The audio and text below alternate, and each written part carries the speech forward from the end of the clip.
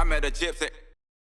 And I'd go back and I'd listen to episodes of the podcast with like Robbie Madison, like, you know, I think it was maybe 10th or He's 11th. an interesting mind, man, for sure. Crazy, bro. Like he's all you guys are special. That's why I love my job, you know?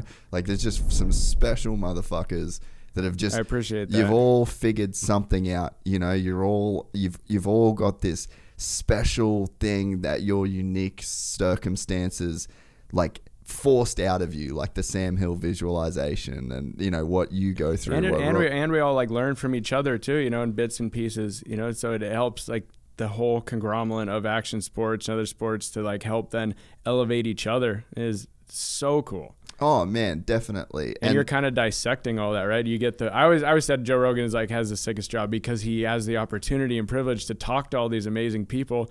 And he's just like going through the greatest masterclass each day of their field, you know. So for you to lump it all together for all these sports that we love so much, you know, it's that's awesome. Well, and it's selfish for me, you know, because like for my whole life, like, and I would think about this and it's the theme, I guess. I was asking questions that I feel like I've got the answers to now. And now it's like a matter of living my whole life in accordance to this value system now that I've like, okay, I've figured this out. I've tested, I've confirmed it with you and Robert and like all it like, this is what it is. So it's like, now how do I live my whole life like that? You know, because I spent my whole life, like everyone has their childhood traumas and the harshness of their own upbringing, you know, like the hardest thing you've ever been through is the hardest thing you've ever been through. And it's like, moto was always an escape. And I knew from a young age that I was like, I wanted to escape my real life and do this thing, even though I wasn't particularly good at it.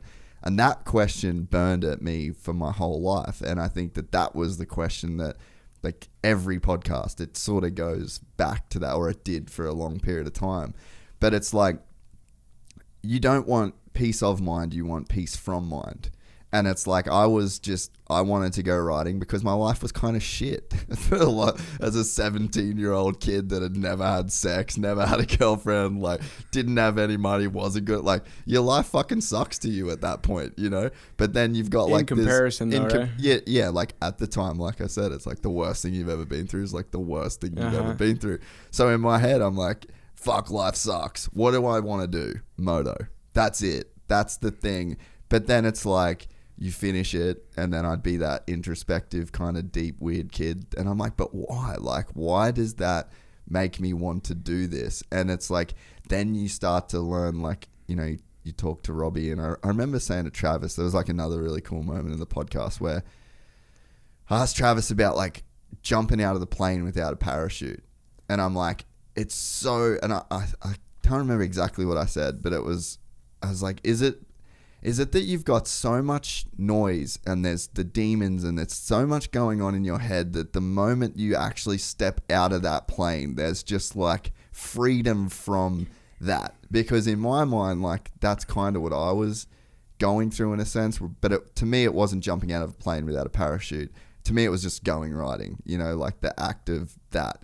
And, you know, he had like a bit of a mind blown moment where he was like, fuck, bro, I've never been able to really explain it. So I think we all want that in a sense. And it's like, this is our outlet. And I think that the real thing, and nowadays I try and tell people, is like, you can have that all the time. Like your life can be that, like that same peace from mind. Like when you understand like what you've figured out, where it's like your mind just gets in the way of doing that. Your body will do it. It's like you can be in the car with your kids and your kids can be like singing to some random shit or like making some funny movie and it's like you can let the mind go and fully be absorbed in the moment in the way that you are pulling up to a rampage back. Like obviously I think that the reason it's like, I would call it like a forced flow or like a forced whatever that state, however you want to call that state, but it's forced. Like there's crazy consequences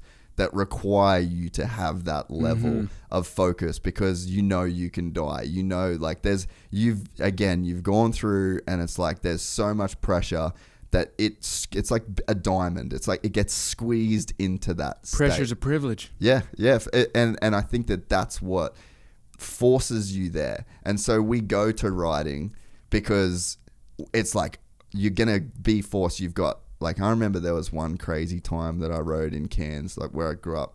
So I was born in Cairns, and so Slippery's, I don't know if you've ever heard of that, but it's like this crazy jungle. It's just all roots, and it's always wet because it's in the rainforest, and it's like the fucking sketchiest. It's so much fun, but it's like gnarly. And I remember just full flow state. Like, I hadn't rode a mountain bike in years. Went there with my uncle, sent it down there, and I was just like, bro, that's fucked up. Like, I was in flow because my body was scared I was going to die. Like, basically. Sink or swim. Yeah. But that freedom that you feel from that, it's the same mind.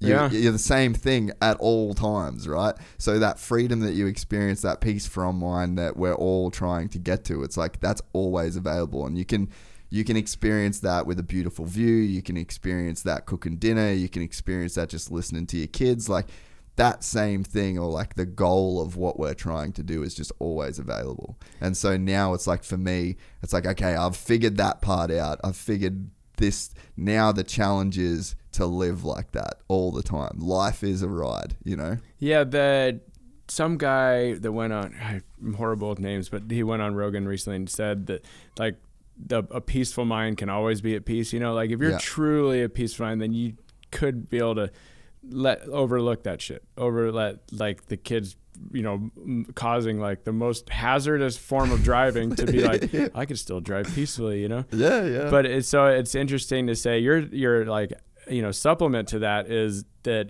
you can force that, you know? Yes. So I didn't identify with it that much. I was just trying to, like, you know what, I can be peaceful like all the time if I'm truly at peace.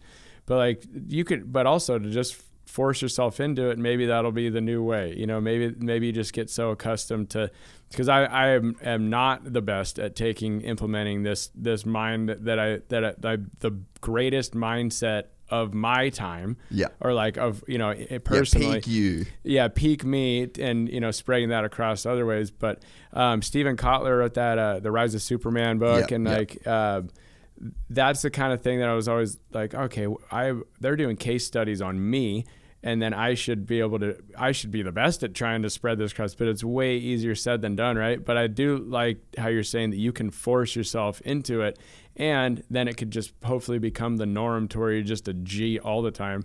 Like, I think the most, mild, like mellow-headed, like assertive humans are usually the old guys, right? The old dogs that have the perspective, the experience, and they just can perceive things as benevolent when, us we're like, taking it super personally. Us amateur young guys are just like, what the, but they're just, relaxed like a Buddha or something. So I like what I've just learned today of, trying to spread it across and maybe even force it, and then like having something special and being able to experience it. Like, all right, let's try to make this, throughout the rest of our day, the rest of our week, and the rest of our life, and just keep getting better at it. Yeah, well, it's if it's available to you in that moment, it's like you're conscious, right? Yeah. Like and I think like what you're doing and what you're describing with like a rampage flip is like it's unconscious, or the 100-foot flip. Mm-hmm. It's like there is an ability to be purely conscious. So you're conscious when you're doing the backflip, but like the you that you think you are, or the you that you relate to on a day-to-day basis, wasn't a part of that. So it's like, okay, your conscious experience is there whether you're thinking or not. So it's like that state of consciousness, if you strip everything else away from it, all the thoughts, all the ego, all the bills, all the fucking families, or whatever, like I'm this, I'm that, I need that. If you strip that away, like you're left with that state, the conscious state that did all the best things in your life. So it's like, I think when you've experienced it enough times, and when you've experienced, it's like you hit yourself on the fucking thumb with a hammer enough time. Like, what that experience like gets you, and you're like, that's always available if I say. So it's just kind of like the reverse of that, it's just like, and believing like in that stressful moment in traffic or in that stress, that there is a version of you that is just purely conscious, and that there would be there's a way to remove all the thoughts and then all the baggage that comes with those thoughts. Like, that's just what you are all the time. If you enjoyed this content, please like and subscribe. And to listen to the full 3-hour podcast, search Gypsy Tales in your favorite podcast platform or click the link in the description below. Gypsy Gang.